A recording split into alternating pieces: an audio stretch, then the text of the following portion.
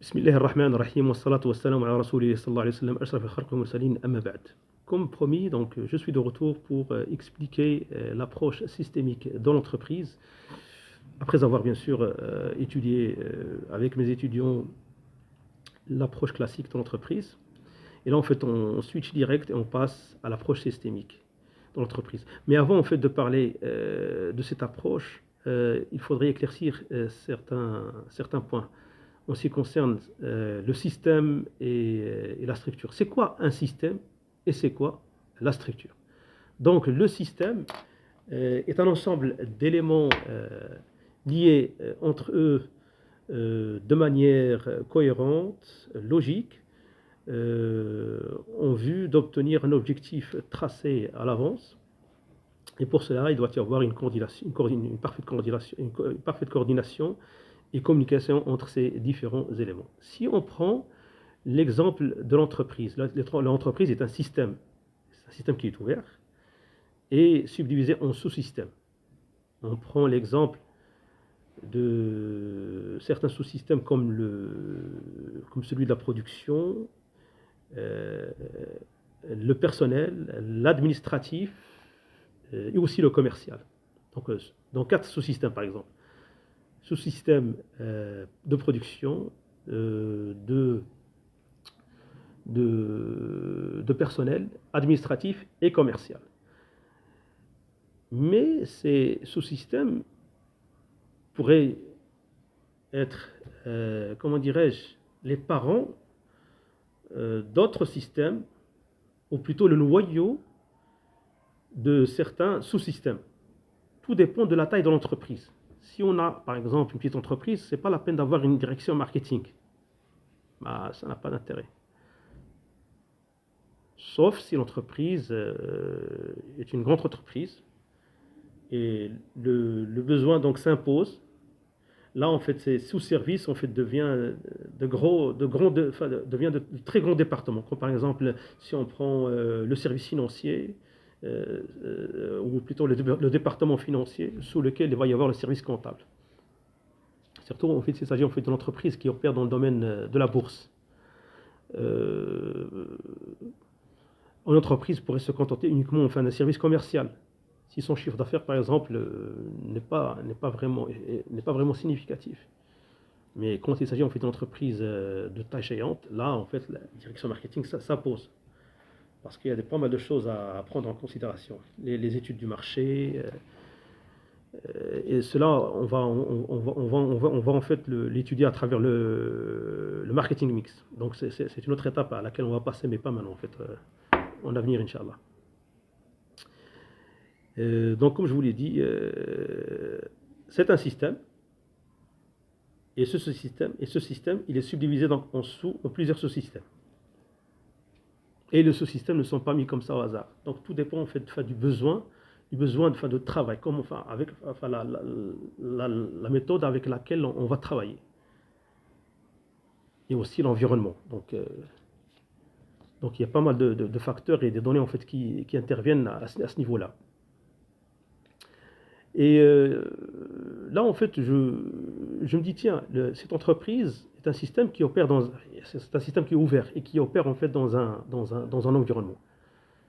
Donc cet environnement connaît plusieurs facteurs.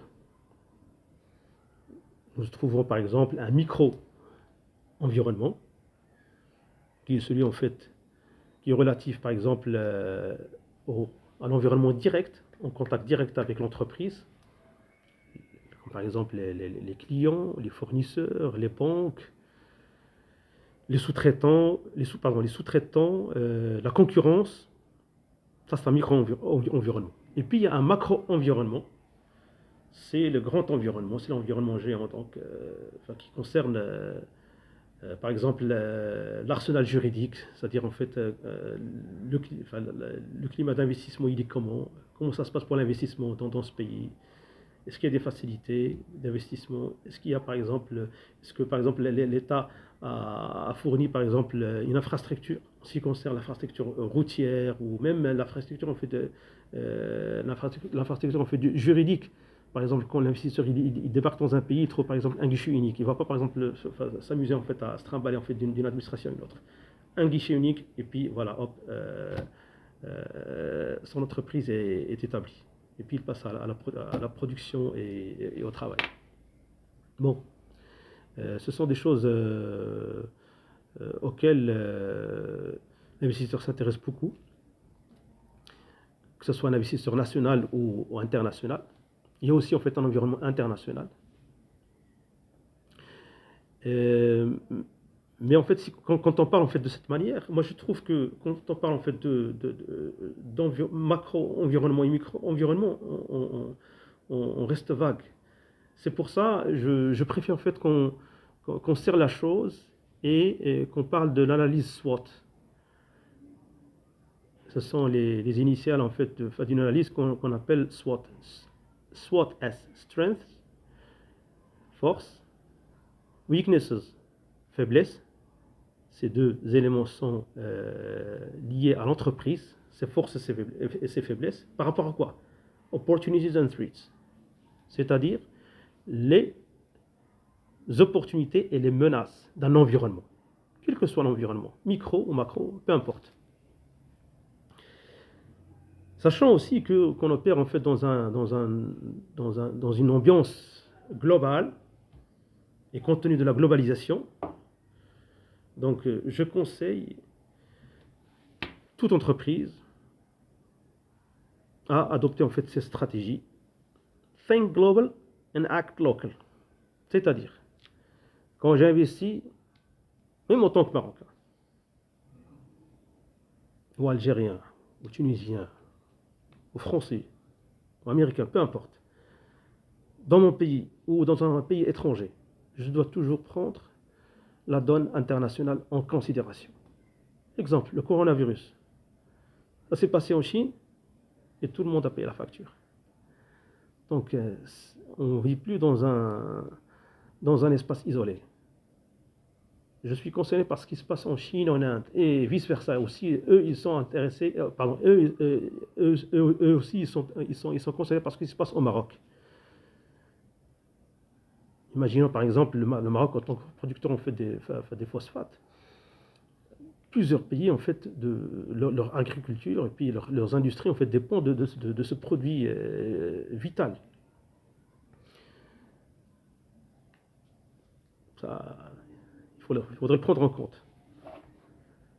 C'est fini. S'il y a quelque chose qui se passe en Amérique, je serai concerné. Ou en Chine, par exemple, je serai aussi concerné. Surtout, en fait, surtout ce que la Chine, en fait, est le premier producteur de biens de consommation, enfin, des biens de consommation, comme par exemple, peu importe, le textile, l'industrie lourde, l'industrie légère. Les Chinois interviennent au niveau de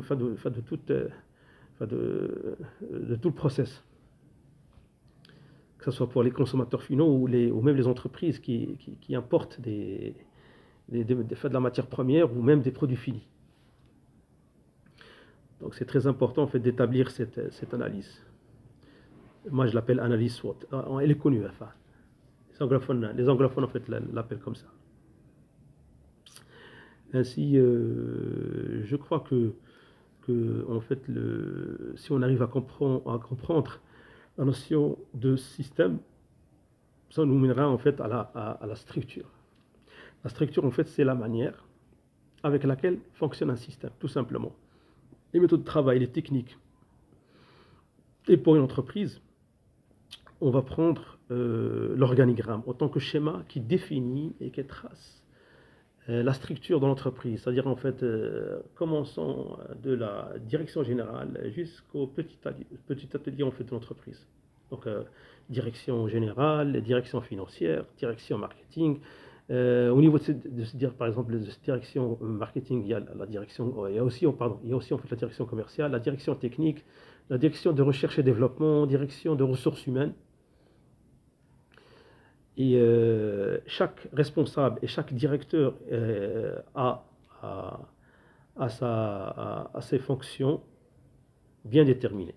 Sauf qu'en fait, il y a une différence entre, par exemple, l'organigramme et la manière, il y a une différence en fait, par exemple, si on prend la France et les États-Unis d'Amérique.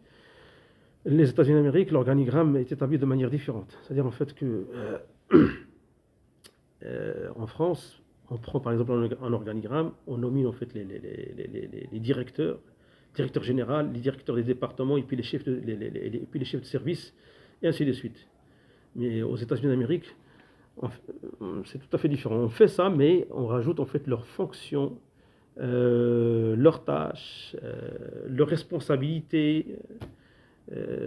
Un organigramme dans les pays anglo-saxons, surtout par exemple en Amérique, il est vraiment très très très détaillé, très très très détaillé. Je ne vous dis pas comment. Et aussi, ça pourrait même aller au point par exemple, de fixer les méthodes de travail. Genre, par exemple, au niveau de l'industrie automobile, on définit, par exemple, comment est-ce que un chef d'atelier doit, par exemple, monter telle ou telle partie de la voiture, par exemple. La carrosserie, la peinture, les moteurs, le montage, l'assemblage. Franchement, c'est bien détaillé. Comme ça, il lâche aucun détail. Il lâche aucun détail. Et pour cela, en fait, on pourrait même rentrer dans les détails. Genre, est-ce qu'eux, ils travaillent, par exemple, avec le chemin critique, c'est-à-dire, en fait, c'est une méthode de travail que les anglo-saxons, en fait, adoptent au niveau de leur industrie, une méthode BIRD ou MPM. On trace carrément un chemin critique. Au niveau de ce chemin critique, on trouve les tâches. Chaque tâche, par exemple, combien de temps on doit prendre. Comme ça, on détermine même le temps de réalisation de la tâche. Et d'ailleurs, en fait, si je ne me trompe pas, au niveau des années 90, je crois, deux équipes de recherche ont voulu faire ce qu'on appelle une joint venture, c'est-à-dire en fait une série de recherches communes entre le constructeur de camions néerlandais DAF, TAF, et Renault en France. Toutes les ressources ont été mobilisées, tout le monde est d'accord pour travailler au début, mais dès qu'ils se sont penchés sur la méthode de travail, cette cellule n'a pas marché, elle a éclaté. Échec. Pourquoi? À cause de la communication, à cause des coutumes et des habitudes de travail, et manque de communication, donc on n'a pas essayé en fait de se faire entendre. Les Français et les Néerlandais en fait ne sont pas entendus. Alors qu'il y a juste en fait des frontières. Enfin, ce sont des deux pays limitrophes. Et malgré ça, ça n'a pas marché. Pour vous dire. La communication, ça reste très important. C'est pour ça qu'en fait, que moi, j'ai commencé avec mon premier atelier, qui est la communication. Pour pouvoir mettre en valeur la coordination et la communication. Ça aide en fait à rapprocher les points de vue et les esprits. Et que les gens, en fait, il faudrait pas qu'ils restent figés dans une sphère culturelle. Non, il faudrait un peu bouger et puis essayer de comprendre l'autre. C'est ce qu'on appelle en fait le management interculturel. Bref, pour revenir en fait à notre sujet, donc on a défini le système et la structure. Et la structure de l'entreprise va nous aider en fait à comprendre comment est-ce que l'entreprise fonctionne. C'est-à-dire en fait si elle fonctionne de manière hiérarchique, donc s'il s'agit d'un système hiérarchique ou un système fonctionnel. Et ça sera le thème de ma prochaine intervention. Je souhaite que j'ai répondu à vos questions. Et puis si vous en avez d'autres, je suis ouvert et je suis disponible, il n'y a pas de souci. Vous pourrez me le poser soit au niveau des commentaires, sinon en fait quand je vais rencontrer mes étudiants, donc je vais avoir ça en direct. D'accord. Je vous remercie pour votre attention et je vous souhaite une excellente soirée. Merci, au revoir. Et comme d'habitude, je termine avec les deux versets coraniques. Ala bi dhikrillahi tatma'innul qulub wa qul i'malu fasayara Allahu 'amalakum wa rasuluhu wal mu'minun. Merci, au revoir.